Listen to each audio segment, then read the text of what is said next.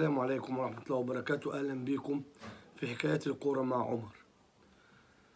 الأهلي بيفرط في تعزيز الصدارة بعد تعادل الزمالك النهاردة مع المقاولين العرب. بغض النظر بقى عن التفريط، أنا طفح مني الكيل من الجيل ده للنادي الأهلي. الجيل ده وهو مع موسيماني كان بيكسب بطولات أفريقيا بأسوأ أداء، وكنا بنقول الدعم يا جماعة الدعم يا جماعة. كسب السوبر الأفريقي قدام الرجاء بأسوأ أداء، كان مغلوب الدقيقة 90. الدعم يا جماعة الدعم يا جماعة. خسر الدوري سنتين ورا بعض بأسوأ أداء. الدعم يا جماعة الدعم يا جماعة. مفيش حاجة ودت الفرقة للمستوى اللي احنا فيه ده غير كلمة الدعم. بمنتهى الصراحة الجيل الحالي للنادي الأهلي هي دي آخر قدراته. جيل صلاحيته وقفت لحد كده، مش هيدينا أكتر من كده. صدقوني الناس الأهلاوية بقوا يخافوا يتكلموا بسبب رواد السوشيال ميديا وتويتر، خشوا يهاجموك وكأن النادي الأهلي بقى حكر عليهم. لا يا سيدي، محدش وصل الفرقة لكده إلا أنتم وكلامكم. كنتوا دايما تخلوا الناس تدفن راسها في الرمل. الأهلاوية اللي زي القدام واللي من جيلي ما تعودناش نخسر الدوري سنتين ورا بعض والتالتة في السكة. كان لما بالله غاب بيطلع نقول غلط، ما كانش بيطلع اللي يقول لنا ادفن راسكم في الرمل. قول الدعم، قولوا الحكام، قول الإعلام، حاجة واهية. مفيش الكلام ده. في أخطاء تحكيمية، بس طول عمر النادي الأهلي بيتعرض للأخطاء التحكيمية والظلم وبيكسب. لكن أنا مع النهارده قدام جيل عنده لا مبالاة بمنتهى الأمانة. اللي عايز يزعل من كلامي يزعل. محدش قلبه محروق ومعصور على الفرقة قدي. احنا قدام جيل عنده لا مبالاة، مش هيقدموا أكتر من كده حاجة. كابتن الخطيب مش عارف ايه إصراره إنه مش عايز يجدد دماء الفرقة. جاب شادي حسين وقلنا يا جماعة ما ينفعش وجود ياسر ريان أفضل منه مليون مرة أهو على الدكة. عندي زياد طارق عايز يمشيه، عندي محمد محمود عايز يمشيه، سافيو صفقة مش قد كده. بمنتهى الأمانة، واللي عايز يزعل يزعل. مصطفى سعد ميسي جبناه وقعدناه على الدكة. تقدروا تقولي إيه دخل على الفرقة جديد السنة دي؟ مفيش حاجة دخل جديد علينا.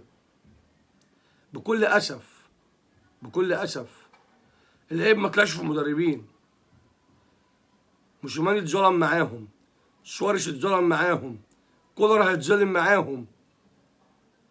اللعيبه ما عندهاش ادنى احساس بالمسؤوليه، واحنا ماسكين في اللبانه بتاعت التحكيم. الاعلام بيحاربونا. طب ما نكسب. سقطه النهارده المنافس بتاعك سقطه استغلها اكسب. لكن اكسب ليه؟ ليه ما قربش المسافات؟ ليه ما خلاش على الحركرك عشان يديهم الفرصه يقدروا يجاملوا المنافس وينفذوا احتوائهم اللي بيعملوه؟ ليه ما سهلش الامور عليهم؟ ليه واصعبها على نفسي؟ ليه اكسب؟ مش عايز حد يقول لي كلمه دعم. اللي هيقول لي كلمه دعم بمنتهى الامانه انا يعني مش عايز اقول لفظ مش كويس. الدعم تاني للمره المليون بقولها، ادعم لما اشيلك من الطريق الغلط واحطك على الطريق الصحيح. هنا ادعمك. لكن مفيش حاجه اسمها وانت غلط دعم. ما يبقاش عندي واحد مدمن واقول ايه ادعمه ازاي؟ يعني مش الاول اخده من الحته اللي هو فيها يبقى كده ادعمه، ولا ادعمه وهو بيشم؟ انا بس يعني سوري في التشبيه، بس هو ده التشبيه اللي عايز اوصله. مشكله ان في ناس كتير خلتنا حاطين لساننا جوه بقنا، وانا من النهارده مش هسكت. اداره الاهلي تفوق شويه.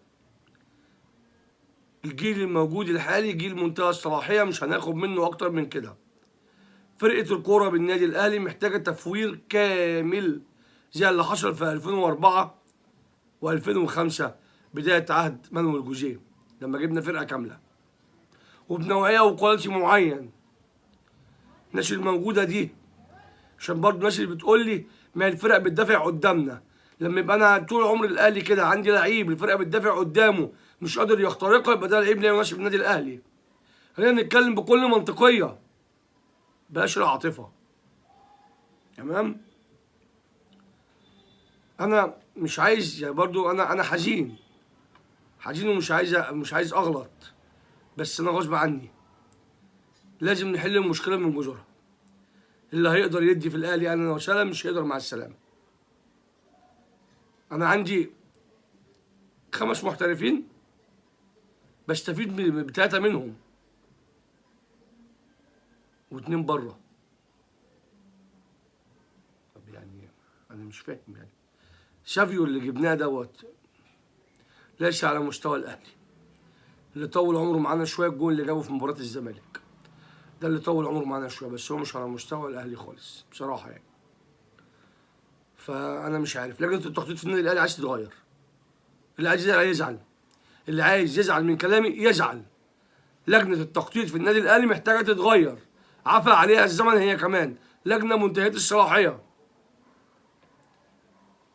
يا كابتن بيبو بلاش تحب وتكره. أنا قلت اللهم بلغت اللهم فاشهد، لأن احنا مش هنستحمل دوري يضيع مرة كمان. طيب في بقى جزئية تانية كنت عايز أتكلم فيها، بس طبعا هو البداية بالماتش إن أنا اتحرق دمي بصراحة يعني. كان في من كام يوم بيقولوا إن الحكم الدسوقي في مباراة السكة الحديد والترسانة اتضرب. أنا مش دي القصة، بس أنا عايز أعمل إسقاط على حاجة. أنتوا عارفين هو اتضرب ليه؟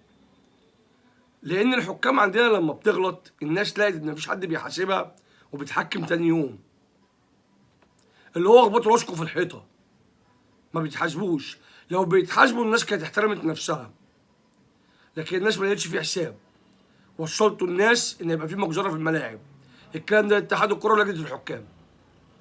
انا هنا مش بتكلم على واقعة الضرب كواقعه، انا بتكلم شوفوا انتوا بعدم حسابكم لاخطاء الحكام الناس وصلت لايه. والاغرب من كده بقى نادي الترسانة تعاقب على الجرم والنشيبه اللي هو عملها، والحكام ما اتحاسبتش على الاخطاء اللي عملتها.